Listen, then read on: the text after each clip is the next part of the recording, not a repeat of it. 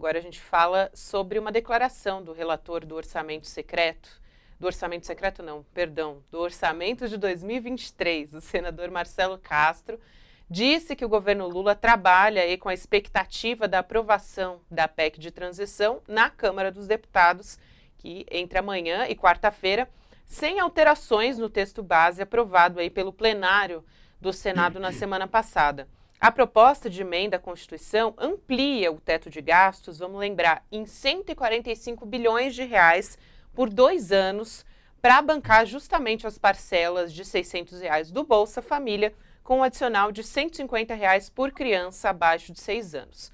Aí ele disse o seguinte: esperamos honestamente que seja aprovada na Câmara como foi aprovada no Senado, porque há um sentimento generalizado da necessidade imperiosa dessa PEC. O Brasil não funcionaria sem aprovação. Foi o que disse então Marcelo Castro depois de se reunir ontem com Lula no hotel em que o presidente eleito está hospedado aí em Brasília. Bom, vou começar perguntando para o Thales a respeito da PEC. Thales, você tem informações a respeito da PEC da transição? Porque na semana passada a gente falava aí de Arthur Lira, né, inicialmente dizendo que deveria passar sem alterações a PEC que viesse aí do Senado, mas depois ele voltou atrás, né? Então, como é que está nesse momento as negociações? Olha, depois o Arthur Lira fez uma cena, um jogo para mostrar que ele tem poder e para deixar o Lula e o PT atentos. Mas a gente tem que ver aí duas questões. Uma primeira questão é o simbolismo por trás da escolha do relator. O relator da PEC vai ser o Elmar Nascimento, líder do União Brasil, que é um grande partido aqui. Bem, o Elmar Nascimento, além de ser líder do União Brasil, é um líder o líder mais ligado ao Arthur Lira. Então, se o Elmar Nascimento der um parecer contra a PEC, seria o Arthur Lira dando esse parecer, o que é bastante improvável depois dos encontros que o Arthur Lira teve com Lula, etc. e tal. Então, eu creio plenamente, a minha avaliação e a informação toda que a gente está tendo por aqui é que o parecer do Elmar Nascimento seja favorável à PEC. O que ocorre é saber se o Elmar Nascimento vai colocar no parecer dele alterações. Se ele colocar alterações, haverá grande chance da PEC voltar para o Senado. Aí é que mora o perigo. Por quê? Porque é o seguinte, uma alteração na PEC por destaque de votação em separado, ou seja, você vota a PEC primeiro, você precisa de 3/5 dos votos, 308 deputados. Ela deve ser aprovada. Quer dizer, na votação inicial, ela será aprovada, mas será aprovado o quê? O parecer do relator. Então, se esse parecer do relator não tiver destaque, não tiver mudanças, é aprovada a PEC por 308 votos. E aí você só poderia alterar por destaque em votação em separado.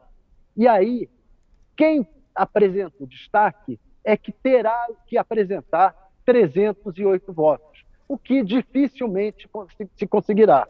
Então, só há possibilidade de mudança na PEC, ela vai ser aprovada. Só há possibilidade de mudança se o relator colocar no parecer dele proposta de alteração. Eu também acho pouco provável. Por quê? Porque o Elmar Nascimento é do União Brasil, que está negociando com o Lula a participação na base de apoio ao governo, e antes dessa decisão, acho difícil que que o líder do União Brasil manifeste uma agressão ao governo, uma oposição ao governo, e também porque esse relator é uma pessoa muito ligada ao Arthur Lira. Então, eu acho que é esse simbolismo todo que faz essa avaliação de que deve passar e, mais provavelmente, sem alterações. E você, Chico, quero saber se você concorda com o Thales, como que você acha aí que vai ser os moldes, né, dessa aprovação da PEC, porque o texto base foi aprovado aí com muita folga, né, em 2 turnos no Senado. A gente deve ver isso na Câmara, na sua avaliação. E você acha que a volta para o Senado pode acontecer? Porque o Thales disse, né, realmente essa é uma grande preocupação que a gente tem agora. Toda a negociação de Lula e da cúpula do PT foi para que isso não aconteça, né? E se isso acontecer, vai ser isso terá um custo político também, né? Se a Câmara não aprovar do jeito que está a PEC e forçar a volta ao Senado, quer dizer, o próprio relator do orçamento diz aí que isso inviabiliza os prazos, né? Então, isso tem custo.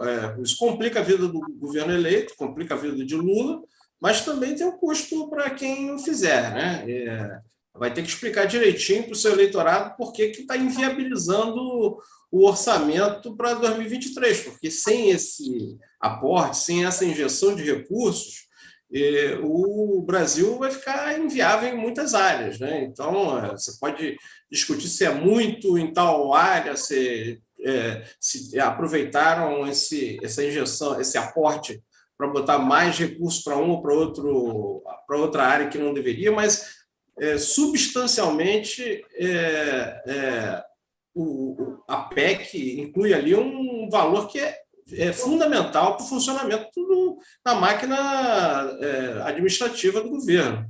Então, se isso acontecer, o que eu acho, concordo com o Thales, acho que é o menos provável, aí tem uma outra alternativa que seria por crédito extraordinário, que seria determinado por medida provisória. A economista Mônica de Bolle, por exemplo, defende que essa seria uma forma melhor, porque evita a negociação toma lá da cá, já antes de começar o governo, com o Centrão, né?